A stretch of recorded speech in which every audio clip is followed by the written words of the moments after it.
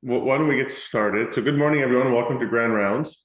It's an honor this morning to introduce all of you to Dr. Angela Zhang, who is a former resident in our program. She was a star resident as she went through the 5 years at the University of Toronto, and she subsequently went to Dalhousie in Halifax to get a glaucoma fellowship, upon which she returned to the Toronto area. And she's currently on staff at Lakeridge Hospital in Oshawa and also at the Kensington Institute in Toronto, which has been a wonderful addition for our residents and learners, as well as our faculty. So I'm looking forward to her presentation this morning. Angela, thank you for making the time. She's a good friend of mine, so I'm happy to see her here. The floor is yours. Thank you so much, Dr. Ryan. Really thank you for the opportunity to present today. So we'll dive right in today with some case presentations, and I'll ask Jessica to get us started with this first case. All right, I'm Jessica. I'm one of the PGY2s in the program. So starting off with the first case, this is a 46-year-old female who was initially referred to ophthalmology for a cataract consult because she has blurry vision. Now, on history, she reports this general haziness in her vision for the last few months to a year, but actually only in the right eye. And this is associated with an occasional headache on the right side and also some light sensitivity in that eye as well. No other symptoms like redness, tearing, or pain. And on her, this is her exam. So the vision in the right eye is a bit down at 20/25 -2, 20/20 on the left. The pressure is definitely higher on the right. We got IOP readings of 26/27 versus 15 on the left. Normal or average CCTs. So that can't really quite explain the increased pressures. And then we also got very minimal refractive error on refraction as well. In terms of her past medical history, she had laser retinopexy in the unaffected eye for a retinal tear 1 year ago, and otherwise fairly healthy, has a history of asthma and takes Ventolin occasionally for that, and previously had a lipoma on her back that was removed. No drops except for the occasional artificial tear for dry eye. And so the first question is, how would you approach anterior and posterior segment examination, or how would you organize the exam for her? This is a question for one of the residents. I don't know who's here. I don't know. I don't know if we're going to get them today because there's a little bit of technical difficulties with the in-room camera. So Jess, maybe we'll keep it going. Sure, that's fine. That's totally okay. And so we, for the exam, we would start generally from the anterior all the way to the posterior, going through all the anatomical structures. And so for this patient, starting off with the cornea, the cornea was clear, but there were evidence of some KPs. And there was also about half plus cell in the AC. In terms of the iris, there was some stromal atrophy that was seen and a mild cataract, maybe a 1+ nuclear sclerosis. And all of this is only in the right eye. The left eye was normal. And so with this, with an elevated IOP, also AC reaction and evidence of some KPs, we have this evidence of hypertensive uveitis. So at this point, what is the differential diagnosis? To think about it. And so I'll flip when you're ready, Jess. Yeah, I think we can go. Okay. Yes, so the differential diagnosis for hypertensive uveitis, we think very commonly of viral infections such as herpes simplex, zoster, and CMV. Less commonly other things like rubella and EBV as well. There are also bacterial infections like toxoplasmosis and syphilis. Less common, but can also be a etiology, would be things like Fuchs heterochromic iridocyclitis or Posner-Schlossman syndrome. Also things to kind of think about, but less common, things like sarcoidosis, toxocariasis, and also the other suspects of your uveitis etiologies. And so at this point, what workup would you consider? And I think we'll skip ahead for the residents aren't available. So we'll start with kind of a general anterior uveitis type workup. So we start with a chest x-ray, TB skin test, and quantiferon gold. ACE to check for sarcoid, syphilis, toxo, and also a diagnostic anterior chamber paracentesis for the viral etiologies like herpes zoster simplex and CMV.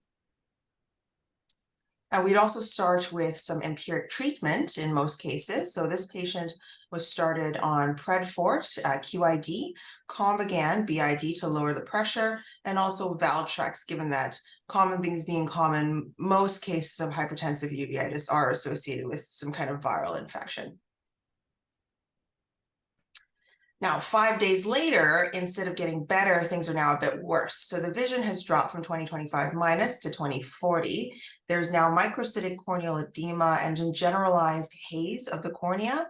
And the IOP, despite being on Combigan, is now 40. So now what's causing the increased IOP? We're wondering about, is there maybe a steroid response from the Predfort? And so the Predfort was switched to Lotemax, TID, and Azop was also added to address the pressure. And at this point, a referral to the glaucoma service was made as well. So at this point, on exam, vision is 20/40. The IOP, when they were examined by glaucoma, the IOP is a little bit better, but still quite high at 36. And notably, there's also an RAPD in the right eye. The rest of the slit lamp exam shows there's corneal microcytic corneal edema and diffuse stellate KPs. The anterior chamber is deep, and there continues to be a mild reaction, about half plus cells. The iris shows evidence of stromal atrophy and actually heterochromia. On gonioscopy, the angles are open, but there was evidence of bridging vessels as well. Lens just showed trace nuclear sclerosis, nothing major. And there was significant vertical cupping of the optic disc with a cup to disc ratio of 0.9, and the remainder of the dilated fundus exam was unremarkable. And we did visual fields as well. So first thing with both of these visual fields, they're very good high quality fields.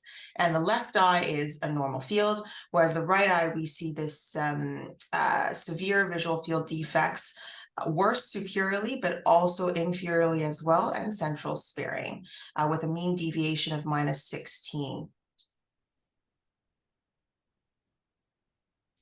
And so at this point, some of the uveitis workup started coming back, and basically everything that was sent off came back negative. So chest x-ray, ACE, AC tap, syphilis, toxo, TB, all negative for uveitis etiologies. Also of note here, definitely was bleeding during the AC tap is something to keep in mind. It's something called the Ampler sign when you're seeing some bleeding during the AC tap. It's just something important to consider in this scenario as well. And so this is a poll question for the audience. What is the most likely diagnosis? Posner-Schlossman syndrome, idiopathic non-granulomatous anterior uveitis, Fuchs, heterochromic iridocyclitis, or sarcoid? Okay, we'll give this just a few more seconds to run here.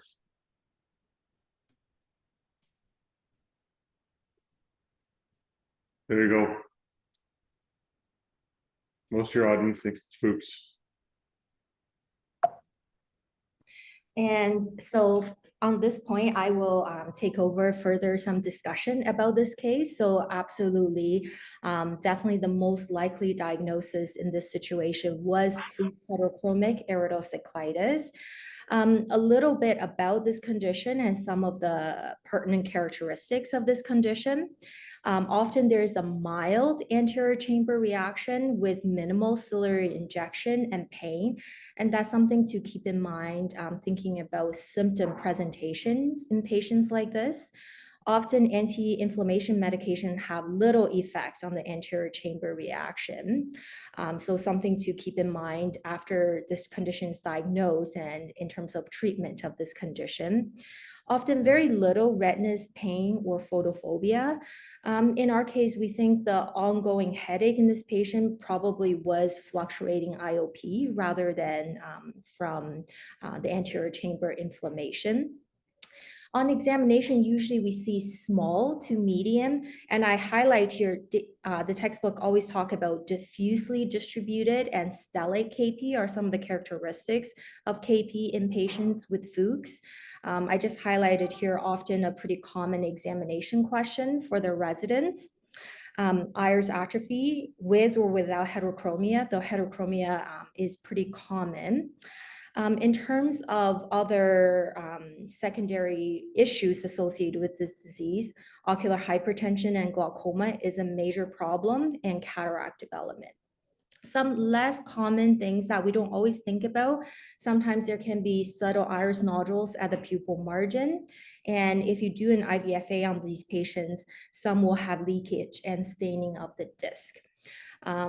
They do have abnormal bridging vessels, iridocorneal angle, especially on gonioscopy, which we did see in this patient, which can lead to, after that decompression with an AC tap, bleeding during an AC tap called Amsler sign, which is pretty characteristic. Usually it presents as a unilateral disease, but occasionally, and studies do show upwards of 10% sometimes can present bilaterally. PS, posterior synechiae, and cystoid macular edema are quite uncommon. From what we know, no gender predilection often do present in the 3rd to 4th decade of life. It's not very common, but it is an important diagnosis to keep in mind. It does account for about 3% of uveitis cases.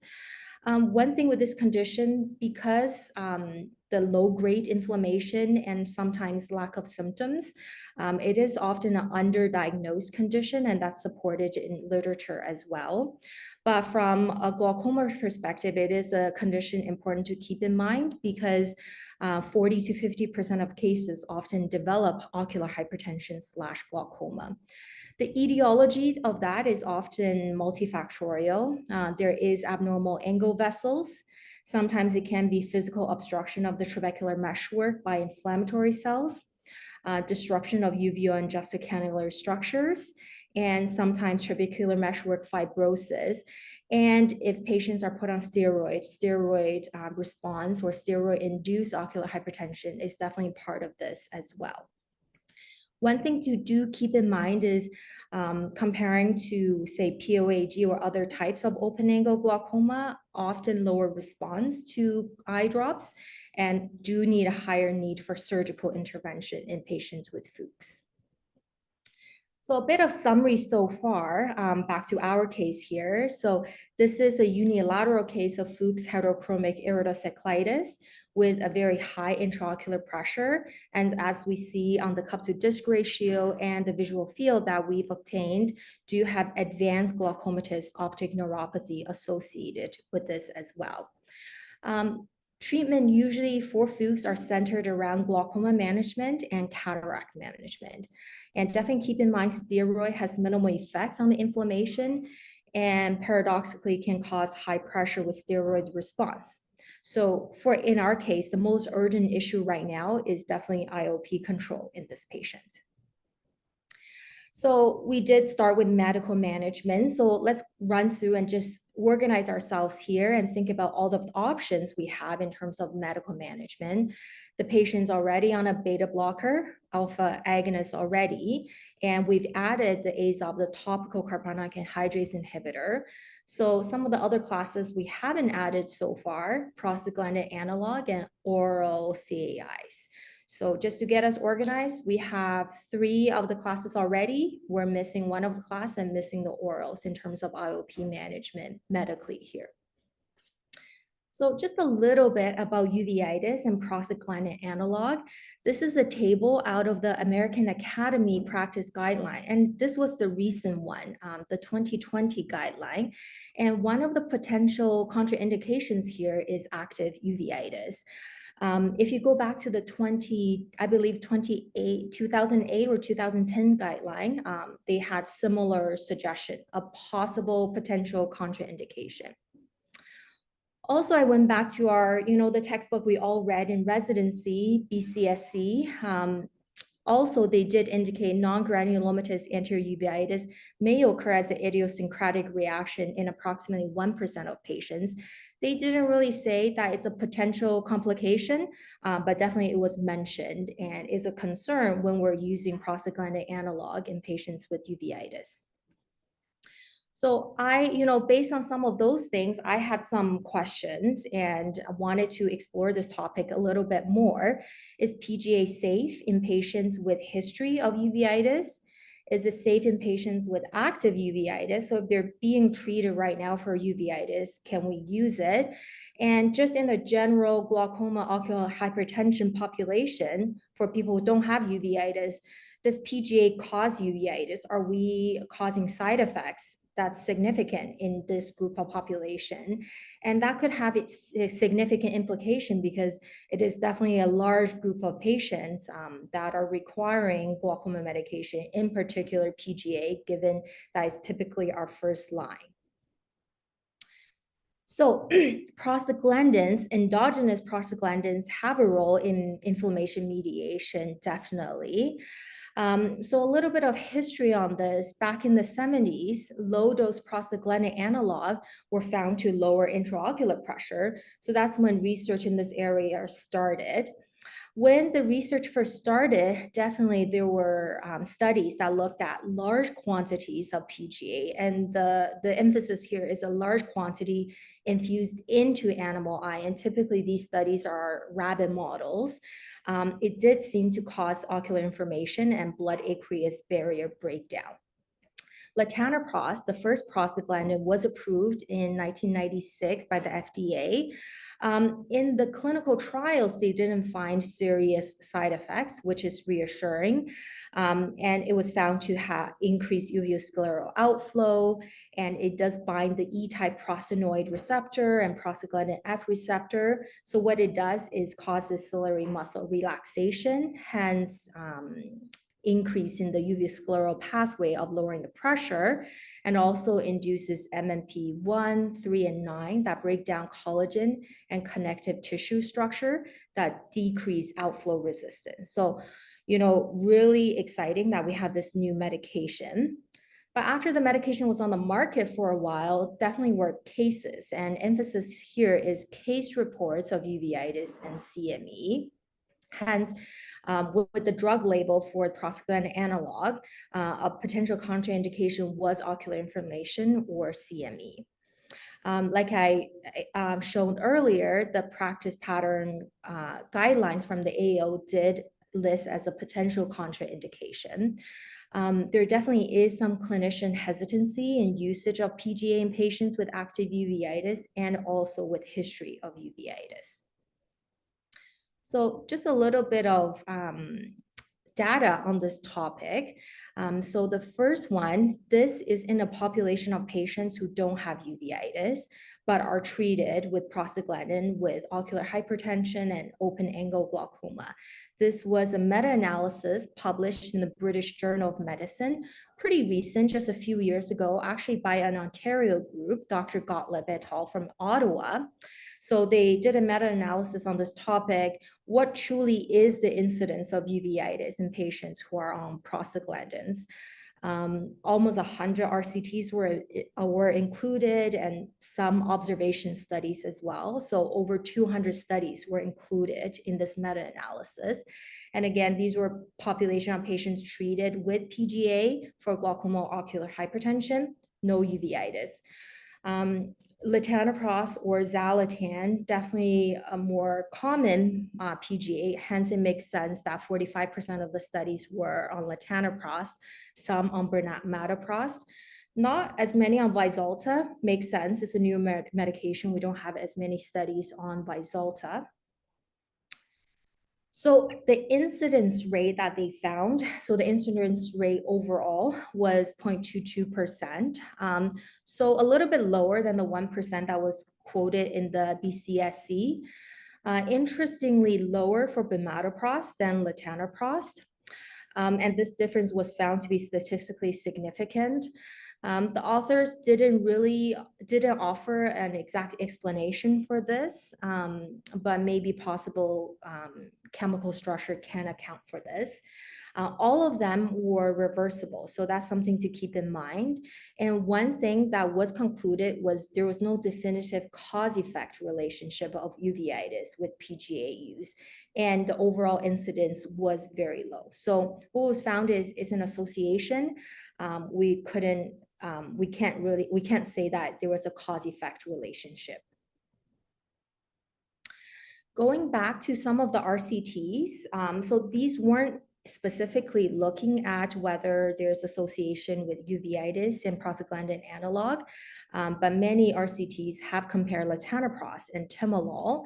There were multiple randomized double-masked clinical trials, over 1,000 patients included if you pull everyone together, and failed to demonstrate a difference in occurrence of aqueous flare or AC cellular reaction. So in the clinical trials, the initial safety and efficacy trials looking at latanoprost versus timolol, they didn't really find latanoprost caused more inflammation. And what about kind of what we think are causes of inflammation, blood aqueous barrier breakdown? So quite a few studies also looked into this, latanoprost versus timolol, and using fluorophotometry and laser flare meters, which are very, very sensitive to pick up small differences. And again, they didn't see an effect of latanoprost on blood aqueous barrier. So previously, all of that was talking about patients don't have uveitis, and there's been studies that looks into PGA use in patients with active uveitis as well. So this was a retrospective study out of Moorfields. So they looked at patients treated at Moorfields for uveitis over a 3-month period. Over 163 eyes were identified. And they looked at basically after starting prostaglandin analog, did they see a change in the uveitis pattern in these patients? And they did not find a change in the pattern of anterior uveitis. One thing that was brought up by the author in this study was that it's also a tertiary referral center, Moorfields. So they felt that they were also treating patients with higher requirement for topical, local, and systemic immunosuppressive treatment. So as in patients with more severe uveitis, and they still didn't see a change in the uveitis pattern. So basically, so far the evidence is there's really no strong evidence to support a causation, some indications of association. And this was the only RCT I was able to find on this subject.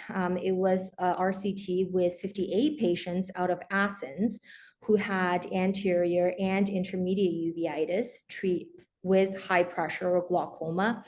They were randomized to latanoprost, so 30 patients, and dorzolamide timolol co-soft for 28 patients. And these patients were followed for 6 months, and they did not find a higher reoccurrence rate of uveitis as compared to the dorzolamide timolol group. So all of that study so far is in adults. So what about in children? So out of Will's Eye and the Boston Medical Center, so Dr. Levin et al. Looked at retrospective chart review. They looked at both kids with uveitis and without uveitis who were put on prostaglandin for at least a year, and they wanted to see if there was any concerns of recurrence. And in these two institutions, actually, it's important to know they very routinely use PGA in children treated for uveitis. Definitely some recurred. However, all of the patients that had reoccurrence during the time that they were treated with PGA had definitely very other clear reasons for this reoccurrence. Half of them was because of systemic immunosuppression inadvertently stopped by the family, or topical steroid tapering as part of a planned tapering schedule. And in the patients not treated with uveitis, they didn't have any experience with concerns about uveitis in this group. So again, in these two centers, they use PGA routinely in patients treated for uveitis. So after going through all of that, I would say there possibly can be some association of uveitis in patients treated with PGA. However, we did find the incidence was quite low. The meta-analysis showed 0.2%. Interestingly, is lower in bimatoprost and travoprost than latanoprost. So something you can keep in mind if you're really concerned about using PGA in patients. There was no data to really establish a cause-effect relationship. I do think PGA generally is a safe choice in patients with uveitis and elevated intraocular pressure. Not necessarily first line. We do have other choices that we can start first, but I do think overall benefit outweighs the risk. And I have spoken to uveitis colleagues about this topic, and they feel similarly with this topic as well. Okay, so back to our case.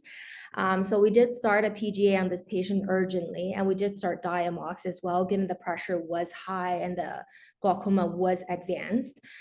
Even with those two things added, we're still finding the pressure to be high, 28 to 30. And you have to keep in mind, this patient has advanced glaucoma already, mean deviation of -16 and cup to disc of 0.9 already.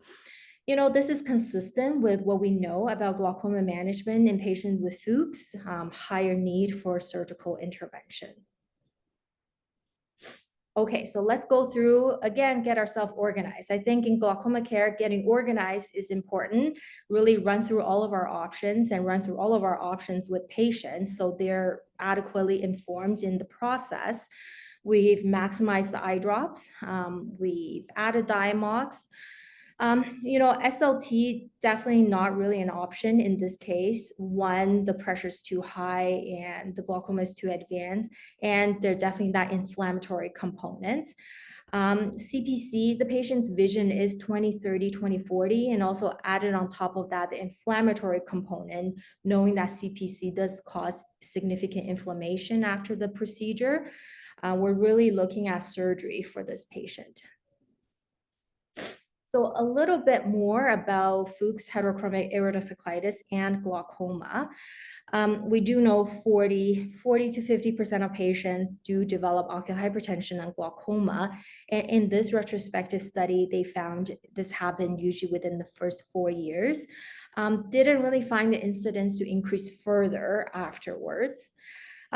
Older age is associated with higher ocular hypertension and glaucoma risk. So in this study, they found 30-year-old, the 4-year risk is about 9%. 30 to 49-year-old increased dramatically. Keeping in mind our patient is around 46 to 47 at this point, 44% 4-year risk. Older than 50, again, increased more, 68% 4-year risk. This study did find risk of glaucoma higher when there is a cataract at the time of presentation. One of the explanation offered was the authors felt it was more of a marker of severity of disease and how long they've had the disease for. Given sometimes the symptom can be quite mild, patients may have had this for a long time before diagnosis. So based on some of this information, we do feel that younger patients without cataract at presentation generally lower risk of glaucoma. So we can decrease the frequency of monitoring a little bit in this cohort. Older patients with cataract at presentation, definitely higher risk and should be monitored more frequently. And the suggestion is every 6 months. And just as a summary of the etiology, we've chatted about this earlier already, abnormal angle vessels, obstruction of trabecular meshwork, and definitely trabecular meshwork fibrosis and steroid response are all responsible to this multifactorial reason why they develop glaucoma.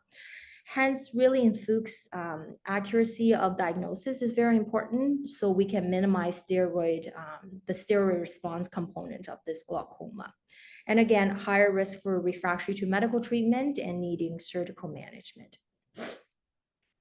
So just to run through, kind of just thinking all of the options or most of the options we have available to us. Usually when we're talking about glaucoma surgery, we like to stay organized, think about our anatomy. We think ab internal, as in you're going internally through treatment of opening up the trabecular meshwork to allow aqueous to flow into Schlemm's canal better, ab internal or ab external. So from an external approach, of cutting down conch down to bare sclera, whether that's using a flap in a trabeculectomy or a tube shunt to allow aqueous flow from the anterior chamber outwards to lower the pressure. So in this case, definitely, iStent to Hydra is probably not appropriate choices in this case specifically. With the iStent is a very small lumen, so definitely risk of obstruction, and we're also concerned about bleeding, and definitely pressure is quite high and the glaucoma is very advanced, hence not something we would consider in this case. Similarly to Hydrus as well. GAT and KDB definitely work very well in patients, especially with steroid response and in uveitic population. But in this case, abnormal angle vessel is a concern, and risk of bleeding definitely is a main concern. So we're really looking at mostly an ab-external approach in terms of treatment of this glaucoma. Trabeculectomy, XEM, PreserFlow, OMID, Barveld, all kind of things that we're thinking about. And of note here, quite a few of them, we do need mitomycin, an anti-scarring medication for the long-term success of these, the IOP lowering for these patients. A little bit about mitomycin here. It is an alkylating agent. It cross-links the DNA, hence prevents DNA synthesis and inhibits cell proliferation. It really was a game changer to trabeculectomy in the 90s to augment trabeculectomy. It really significantly improved the long-term outcome of trabeculectomy after the introduction. It was initially isolated from the broth of a streptomyces in Japan in the 50s. Soluble in water and stable for about 6 hours at 37 degrees. Definitely has many use. Is actually initially was a systemic chemotherapeutic medication, anti-tumor, antibiotic, anti-proliferative, anti-fibrotic, and immunosuppressive agent. Just thinking about the process of wound healing and scarring through hemostasis, inflammation, proliferation happens about 5 to 7 days, and remodeling. This is where the mitomycin C becomes an important part of surgery. It really inhibits the fibroblast proliferation, hence reduce fibrosis. We don't want too much fibrosis, so we can have a long-term bleb allowing drainage. Definitely have some side effects as well. Systemic administration, you can see myelosuppression, thrombocytopenia, leukopenia, and anemia. And even with topical administration, it does create a thinner wall bleb. So blebitis, endophthalmitis, hypotony are definitely concerns. And also if the ocular surface is exposed to a corneal epithelial defect and limbal stem cells are concerns as well. So at this point, as we're thinking about this patient needing surgery, we need to really think about IOP control in this patient. I noticed something in this patient's EMR. So really, I guess in this case, very luckily, I do share EMR system with some of the local doctors in my community practice locally, family doctors, other specialists, other surgeons in our region. And I noticed on this patient, she was starting to have fertility clinic appointments. And definitely, I called the patient right away and just have this discussion. She was undergoing fertility treatment and active right now. So there is a possibility of pregnancy. She tells me a little too early to know for sure. She's not sure. She's meeting her fertility clinic doctor really soon. And now we have a possibility of pregnancy and this patient with high pressure, not treated medically, and have an urgent need for glaucoma surgery. So this definitely complicates things further in this already difficult to control glaucoma. So understandably, patients had questions about some of these things that we're doing on fertility, question regarding safety of surgery, medication during pregnancy. Typically, we do say, appropriate counseling with patients of optimizing their glaucoma. If they need surgery, having surgery before conception is ideal, of course. But in this patient, she was, I think at this point, 46, 47, undergoing active fertility treatment. She really wanted to do this. She did not wish to delay the fertility treatment aspect of this.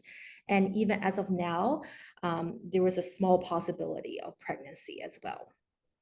So regarding that, mitomycin C, definitely an FDA pregnancy category X, and I'll go over the category in a moment, pregnancy category X medication. Granted, this is with systemic administration. Topical administration for trabeculectomy is technically an off-label usage.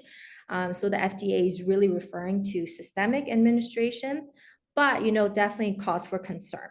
Teratogenic, mutagenic effects, especially in the first trimester during the rapid cell division and organogenesis. So even in rat model, they found systemic MMC even has a possibility of decreased female fertility. And again, in rat model, so MMC in pregnant rat, there were higher plasma concentration than otherwise, lower clearance, and definitely was shown to cross placental barrier. As in when the rat is pregnant, the systemic side effects is even worse. And it definitely crosses the blood placenta barrier.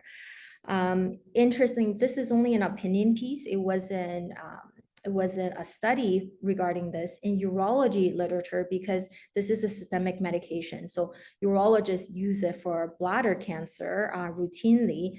They actually recommend avoidance during pregnancy for urology residents. Again, this was an opinion piece, but something to keep in mind and consider. So just a quick recap of FDA pregnancy categories. It goes by A, B, C, D, E, and X, X being the last one.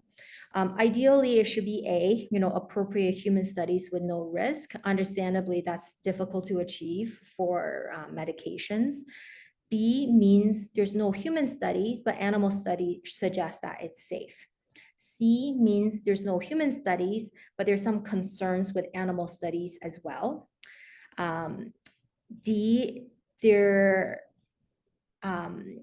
this case, drug is important to treat some women in their condition. So they feel benefit outweighs the risk when it's a D category. So keep this category in mind.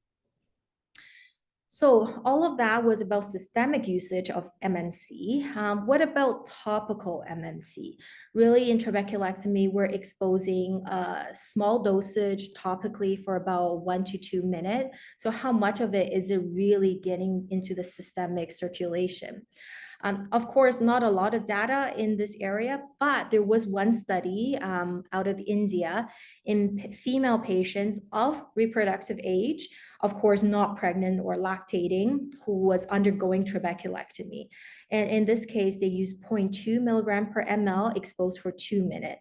That's a pretty standard dosage for mitomycin. I do typically use 0.4 for about 60 to 90 seconds, but I've used 0.2 milligram per ml as well. And blood samples were collected at 1 hour after, 2, 4, 8, 12, and 24 hours after to see if there was any systemic MMC found. Keeping in mind, I looked into this, I think MMC half-life is quite short, so I'm not totally sure the 1 hour really covers the full, full length of time that we're concerned about. But it was a well-done study that really looked into this, and they found no systemic detection at this level. So that's what the lab test is able to detect, which is thought to be 1,000 times less than the concentration that's concerned for systemic toxicity.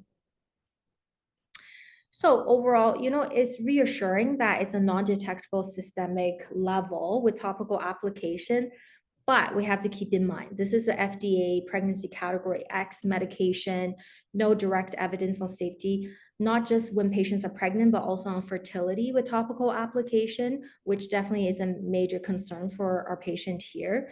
So overall, neither I nor the patient felt comfortable with mitomycin C usage in the context of this specific situation. So not just mitomycin, there's other medications that we use in glaucoma surgery as well. So number one, they do need some anesthesia. So it is a bigger surgery.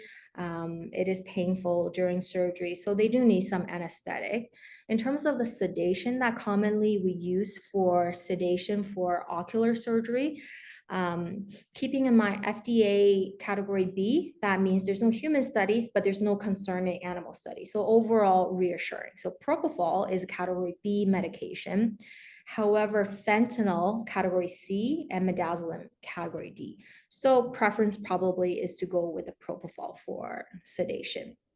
Topical anesthetic, lidocaine, so lidocaine injection or subtenon's application of lidocaine, FDA category B medication. So there's more study in this area because commonly used medication for local anesthetic for, say, dental procedures that's urgent during pregnancy and other local procedures. Alkane and tetracaine, which we use topically, is category C medication. So that's something to keep in mind. What about the drops? We can't really do glaucoma surgery properly without at least giving patients some postoperative eye drops. So definitely need steroid as anti-inflammatory after surgery. All of them, so Durezol, Prednisolone, Lotemax, dexamethasone, all category C. However, there's some suggestion that prednisolone crosses blood-placental barrier less than dexamethasone, so maybe a better choice in the context of this. Atropine, category C. Erythromycin, so it's the only topical antibiotic that's category B. So if we're to use antibiotics in pregnant women, erythromycin would be the better choice. Moxifloxacin is category C. So back to our case again, patient definitely would confirm with her fertility specialist whether she was pregnant or not, just, give us a better idea in terms of surgery planning. After some discussion with this patient, definitely always weighing the risk versus benefit. Patient was in agreement. Urgent OR for glaucoma surgery was warranted in her case. Definitely we're electing for a surgery not requiring mitomycin. So we had some discussion about all of this. The patient was very well informed herself as well. So the thought was if she was pregnant at the time of surgery, which we are, it was an urgent OR that we're booking her for. Propofol is a category B. Erythromycin is category B. Prednisolone probably is the better choice in terms of steroid, and she would do punctal occlusion with all application. And there is evidence that with punctal occlusion, as in pressing the corner of their nasolacrimal duct, does decrease systemic absorption very significantly by up to 60% in some study. And we would just use one dose of atropine at surgery with punctal occlusion, thinking that atropine does last upwards of 2 weeks in patient's system. So a little bit about the surgical options. Trabeculectomy is a reasonable option in patients with Fuchs. There was one study that looked at this in 22 patients who had TRAB for Fuchs. They did find the pressure went from 38, a mean pressure, to 20.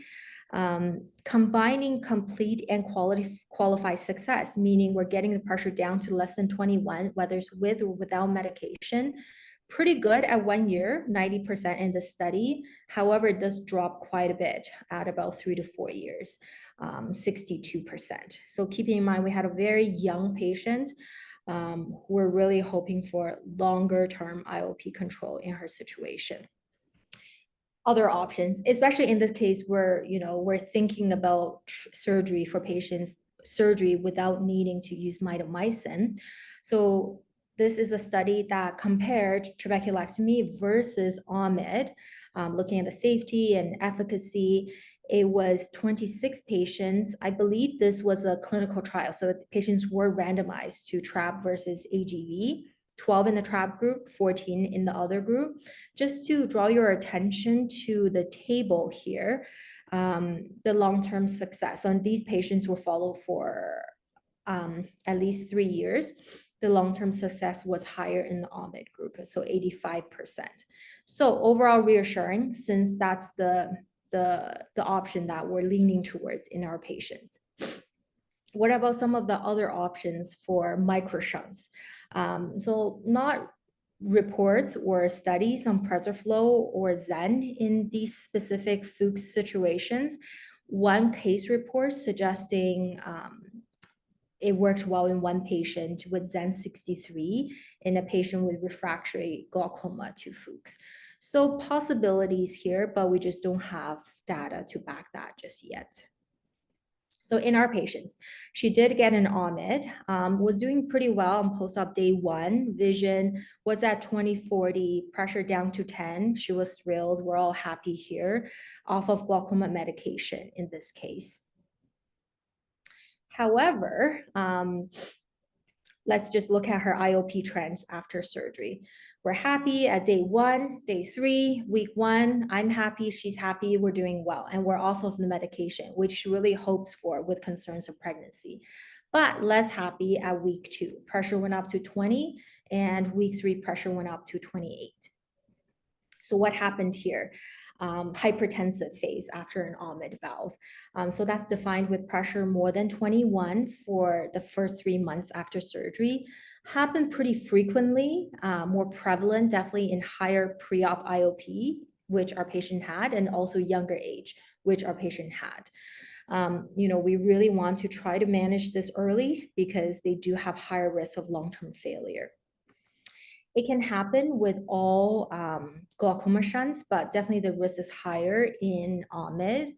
The reason is the unligated nature of the tube. They get an immediate IOP reduction. So this immediate aqueous filtration and an early exposure to pro-inflammatory aqueous. So when this happens, you have fibrosis around that plate, bleb encapsulation around the plate, and increased resistance and decreased IOP reduction. They do often peak at around high 20s, start usually around 3 to 5 weeks, I find. They do resolve after a while, but the key thing here, you have to aqueous suppress these patients. Then we're running into the issue, this patient is still having ongoing fertility treatment, could be pregnant at any time that we're seeing her. Let's just run through what's safe in terms of medication use in pregnant women. So we talked about this already. So we're aiming for class B, so that's safe in animal study. So the only one that's FDA category B is brimonidine. However, keeping in mind, it is secreted in breast milk. So when patients are close to delivery, that should be stopped because it's contraindicated in infants because of the central nervous system, depression, apnea, and hypotension. Every other class is category C. Beta blockers have been around for longer, so that's often what people are more comfortable with using. Keeping in mind, systemic beta blocker is used by obstetricians quite frequently for systemic hypertension, so it can be considered. CAIs are category C, particularly should be avoided in the first 8 weeks because of organogenesis and limb abnormality concerns. And prostaglandin analogs, again, category C, but should be avoided closer to delivery. So really trimester 3 because of the concern of premature contraction with the prostaglandins. So just a quick summary here. First and second trimester, ideally they should be on brimonidine. That's category B. Beta blocker probably is okay as well. Trimester number 3, CAIs and beta blockers are better. Definitely would avoid brimonidine because of the concern about infants and apnea and CNS suppression. And during lactation is better to use CAI and beta blockers. Okay. So that's the end of the first case. I'll just give a little quick summary about all of the information that we went through. I do think PGA is appropriate to use in patients with uveitis. So that was the first learning point. Always, if a patient is in a childbearing age, a female patient, even if they're towards the closer to the perimenopausal age, always good idea to really confirm that. And I've really changed my practice pattern regarding this as well. OMID do show better efficacy than TRAB in patients with Fuchs heterochromic iridocyclitis and really severe glaucoma. And we went through some of the summaries for what's appropriate to use in pregnancy. So that concludes the first case. And I do have another case. It is a shorter case. I am going to ask Mina to present that case for us. Good morning, everyone. My name is Mina. I'm one of the PGY3 residents at UofT. So we have a patient who is a 70-year-old gentleman who is a retired engineer. He was referred from his optometrist for elevated pressure, left eye more than right eye. His past ocular history is positive for hyperopic LASIK for both eyes. He's not using any drops currently. On examination, on the both side, he has 20/50 vision equal. Pressure on the right eye 26, left eye is 28. Both eyes have 3+ nuclear sclerotic cataract and narrow angles almost in 360 degree. Both sides have a cup to disc ratio 0.9. His macula, vessels, and peripheral retina is unremarkable. So this is his 24-2 visual field, and he quite performed well in this testing. As we can see on the right eye, he has superior arcade defect with breakthrough to the peripheral field, which is extended to inferiorly as well. Left eye is much more advanced. He has tunnel vision field defect. Next. This is his OCT optic nerve heat map and the head map. Both sides has superior and inferior thinning of the peripapillary RNFL. Left eye is more severe than right eye, and which is corresponding to the visual field we just saw. Next, please. So in summary, we have a patient who is advanced primary angle closure glaucoma on the both sides with elevated pressure. For immediate IOP control, we started the patient with Vesalta at nighttime for the both eyes. We also performed LPI without any complications. Patients now more interested in cataract surgery. However, upon our closer inspection, we have noted that he has pupillary plough on pupillary border. We did dilated fundus exam after LPI, and we noted that there is classic bullseye pattern on anterior capsule. Next. Let's review some key features regarding to narrow angles in pseudoexfoliation syndrome, glaucoma, and the cataract. Pseudoex can be presented as open angle or narrow angle glaucoma. On our literature review, we have found that patients with narrow angles in pseudoexfoliation group has the incidence is 10 to 25%. They have narrow angles. The underlying proposed mechanism is laxity or degeneration of the lens zonules may lead to decreased tension and subsequently forward displacement of the lenses. Next, and then in regarding pseudoex and glaucoma, the lysyl oxidase like 1 is a principal genetic risk factor for the development of pseudoex, which is responsible for an enzyme that synthesizes and maintains elastic fibers. Glaucoma seen up to 50% of patients with pseudoex. Patients with pseudoex and a higher IOP have higher likelihood of developing glaucoma than primary open-angle glaucoma. Those patients can be bilateral or unilateral, can be open angle or narrow angle glaucoma. They have higher IOP, they progress faster, and they need higher chance of require for surgical intervention due to their lower response for medical treatment. Next.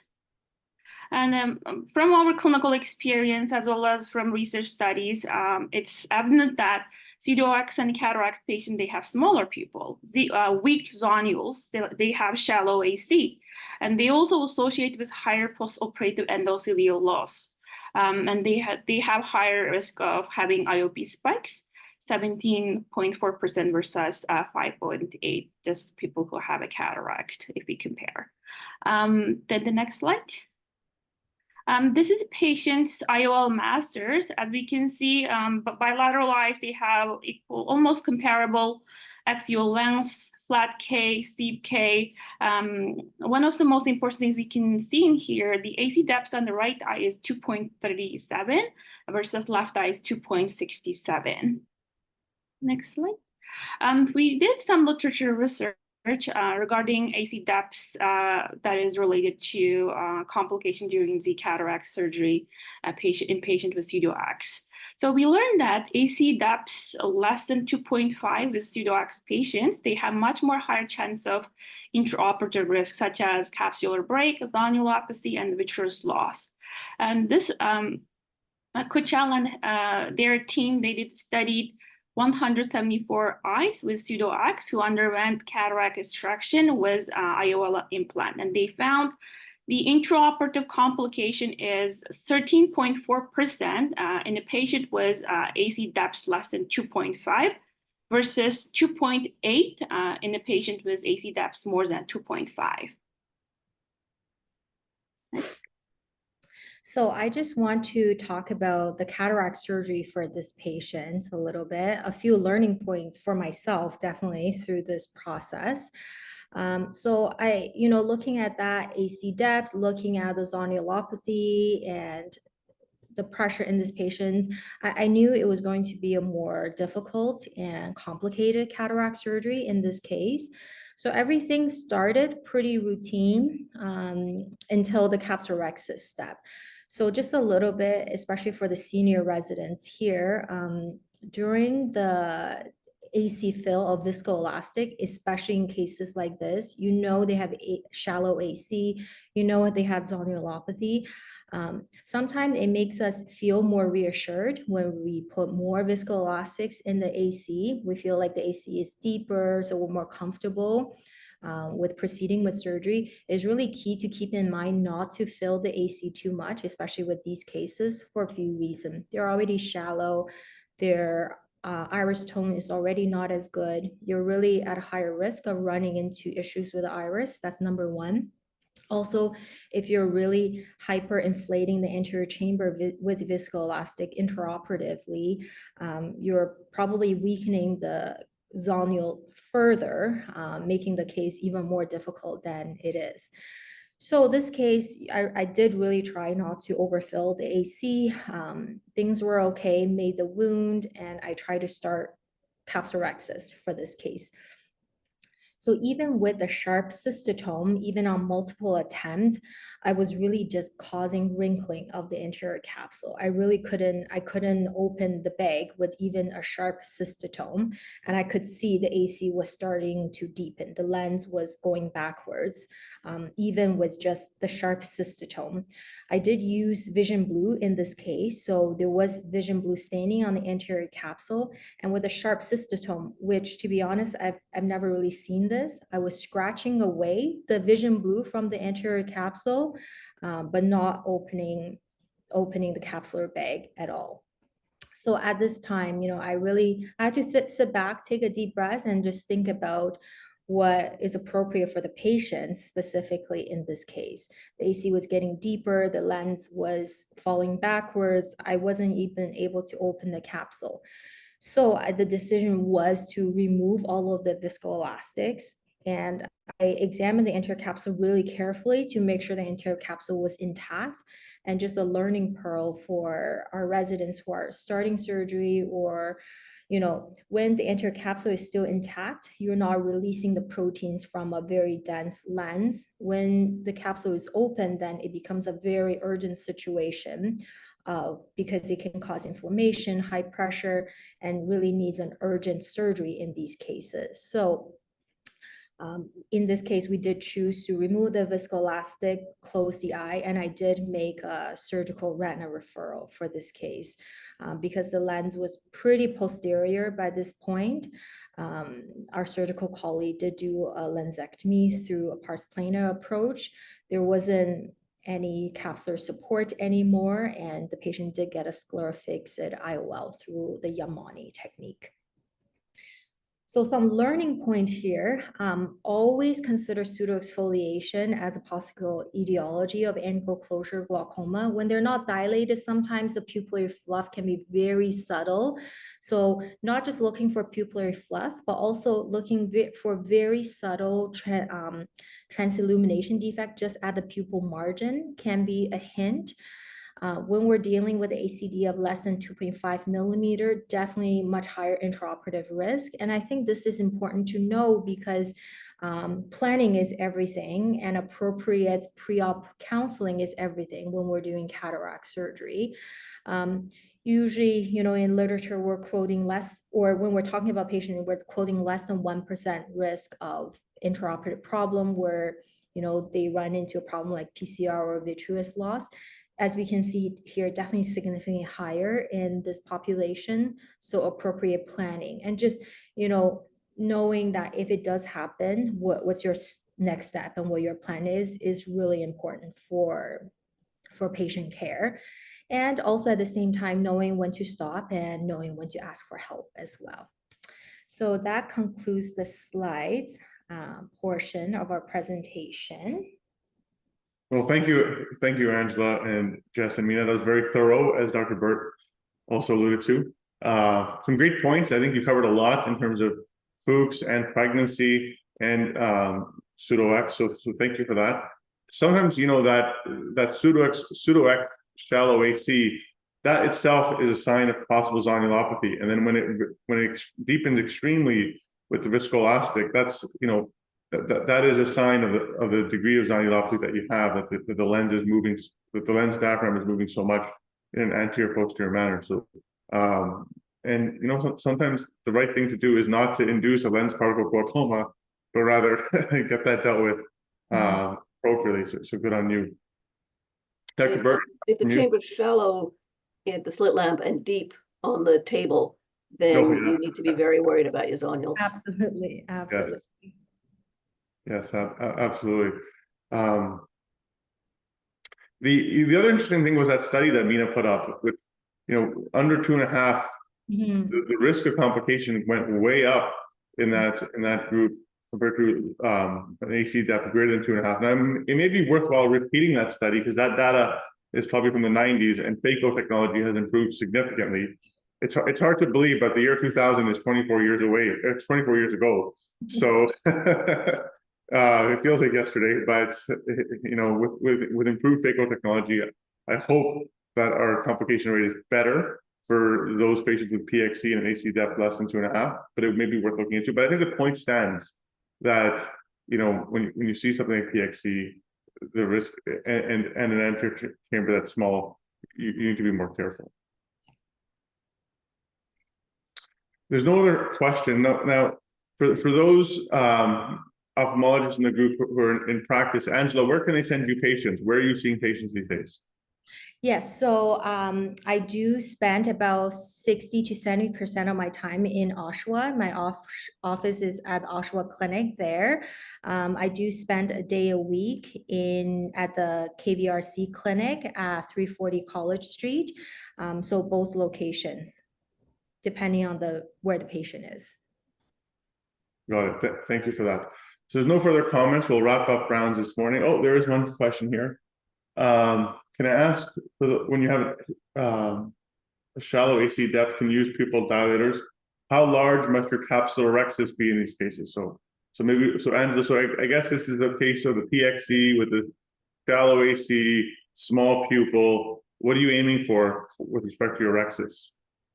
Yeah, so I'm really aiming for like a 5.5 in terms of the size of the rhexis. They really, really contract after surgery. And I've had cases where, hindsight's 2020. Now thinking back, probably should have made the rhexis much larger, and you'd be surprised by how much it contracts. So really just enough to cover the edges, but as big as you can get for these cases, because they will contract. And I've had cases where they really contract even more than you expect, even with a large rhexis. and it causes problem. Their vision is not as good with the peripheral haze, and it weakens the zonule even more, and definitely a higher risk of IOL dislocation in those cases. Yeah, I agree completely. You know, sometimes when you have a small pupil case, Yeah. the way to make it harder is to have a small rexus case, right? And so sometimes I'll make my rexus even larger than the pupil, right? Especially with muscle memory, and you can watch the behavior of your rexus flap. You can make the rexus slightly larger than your pupil, which gives you some advantage. And Angela's absolutely correct about the post-op dislocation. Like, you know, these people have severe capsular phimosis sometimes. And if I'm worried about that, sometimes I'll use a CTR as well, which puts some outward pressure and prevents that phimosis. So great question. So I don't see anything else, so we will wrap it up at this point. But Angela, Jess, and Mina, thank you for a wonderful presentation. Dr. Burt, always great to see you. Thank you, Dr. Burt. Have a good weekend, everyone. Good to see you. Bye.